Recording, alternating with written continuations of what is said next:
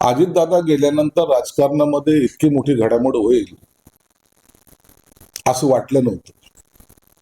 निश्चित काही कालावधी जाईल, त्याच्यानंतर या घडामोडी होणं साहजिक होतं.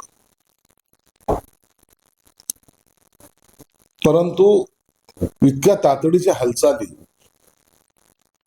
होणे, काल राग सावरण्याचा कार्यक्रम झाल्याबरोबर सुमित्रा वहिनी मुंबईकडे जाणे, इतर राजकीय नेत्यांनी स्टेटमेंट दिले, हे थोडस मनाला पटत नाही. परंतु आता राजकारण आहे, त्यांच्या पक्षाने घेतलेला निर्णय आहे. तो का घेतला, कोणत्या परिस्थितीत घेतला, का घ्यावा लागला, हे सगळे जरी प्रश्नचिन्ह असले तरी अखेरला निर्णय हा झालेला आहे. म्हणून आज सुमित्रा वहिनी हे उपमुख्यमंत्री पदाची शपथ घेतील. त्यानंतरची रणनीती काय असेल किंवा त्यांच्या पक्षाचं काय होणार आहे, राष्ट्रीय अध्यक्ष कोण होणार आहे, महाराष्ट्राच्या अध्यक्षाचं काय, किंवा इतर जे काही घडामोडी आहेत, हे मला वाटतं आता लवकरच त्याच्यावर निपटारा हा होईल. एक अशी टीका होती यार, ते अवघे 2-3 दिवस इतकी सगळी प्रशासन नक्की राजकारण काय होतं, काय होतं, प्रत्येकाची हीच भावना आहे. पवार म्हणजे शरद पवार नाही, मी कालही सांगितलं ना की राजकारणामध्ये जे कालच्या या घडामोडी ज्या पाहिल्या 2 दिवसातल्या, तर याच्यामुळे असं वाटतं माणसापेक्षा खुर्चीला जास्त महत्व आहे. राजकारणामध्ये खुर्ची जिंकली गेली, सार्वजनिक जीवनामध्ये खुर्ची जिंकली, माणूस हरला हे एकंदरीत चित्र पाहायला मिळतं. म्हणून ह्या सर्वसामान्य माणसाला ह्या गोष्टी भावत नाहीत. दुखवटा सुद्धा शासकीय दुखवटा 3 दिवसाचा, तो संपण्याच्या आधी हे सर्व निर्णय होत आहेत. मला वाटतं हे जर वैयक्तिक विचाराल तर हे व्हायला नको होतं. थोडा कालावधी हा गेला पाहिजे होता. ही सर्वसामान्यांची भावना मी या ठिकाणी व्यक्त करतो.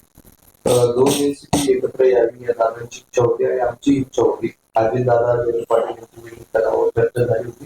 मात्र आता या चर्चेला खंड पडलाय असं शरद अजितदादा हे राष्ट्रवादीचे सर्वेसर्वा होते. ते जे निर्णय घेतील त्याच्यावर कुणाचीही ताकद त्यांना क्रॉस करण्याची नव्हती, कोणत्याही नेत्याची नव्हती.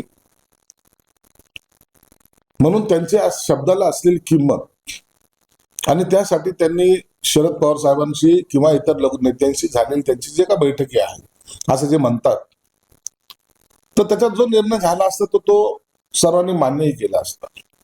परंतु आता मला वाटतं परिस्थिती बदललेली आहे. आता सामूहिक निर्णयाचे एक वारं, नवीन वारं या राजकारणामध्ये चालेल. म्हणून कदाचित शरद पवार साहेबांनी आता याच्यात खंड पडेल अशी शंका व्यक्त केली. सुमित्रा पवार शपथ घेणार हे माहीत नाही, तो त्यांच्या पक्षाचा निर्णय आहे. तत्कालीन पटवर्धनाच्या पुढाकाराने होत असेल असं शरद पवार म्हणाले. त्यामुळे त्यांची नाराजी स्पष्ट करायची.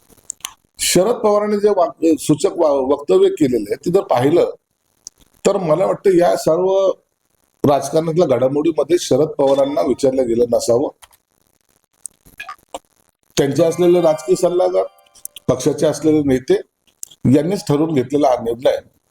म्हणून शरद पवारांना कितपत माहिती आहे याबद्दल सांगणं आता शक्य पण नाही. फडणवीस काल म्हणाले की जे काही निर्णय असेल राष्ट्रवादी तो मान्य, तुमच्या पक्षाची भूमिका काय? नाही, आम्ही पण तीच भूमिका आमची असणार, जी देवेंद्र फडणवीस साहेबांनी घेतली तीच भूमिका आमची असणार आहे. अखेरला निर्णय राष्ट्रवादीने घ्यायचा आहे.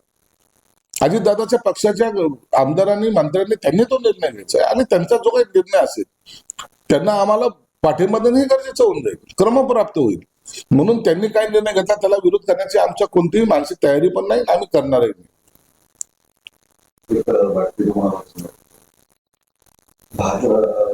जी काही चर्चा सुरू झाली त्यात भाजपचे नाव झालं. शरद पवार म्हणाला जाण्याचा संबंध नव्हता.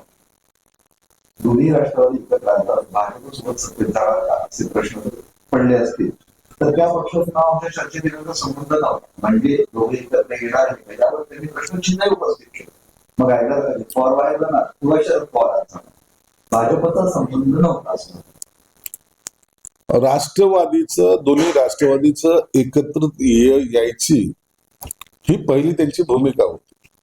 त्याच्यानंतर काय निर्णय घ्यायचा ही दुसरी टाइम होता. म्हणून पहिले एकत्रित यायचं का ह्याच्यावर चर्चा घडल्या नाही. परंतु मला असं वाटतं की त्यात भाजपचा संबंध असण्याचं काही कारण नाही. परंतु एकंदरीत जर ते एकत्र आले असते तर निश्चित ते एनडीए सरकारमध्ये आले असते, महाराष्ट्रामध्ये महायुतीमध्ये त्यांनी आले असते आणि त्याच पद्धतीचं राजकारण पुढे चाललं असतं.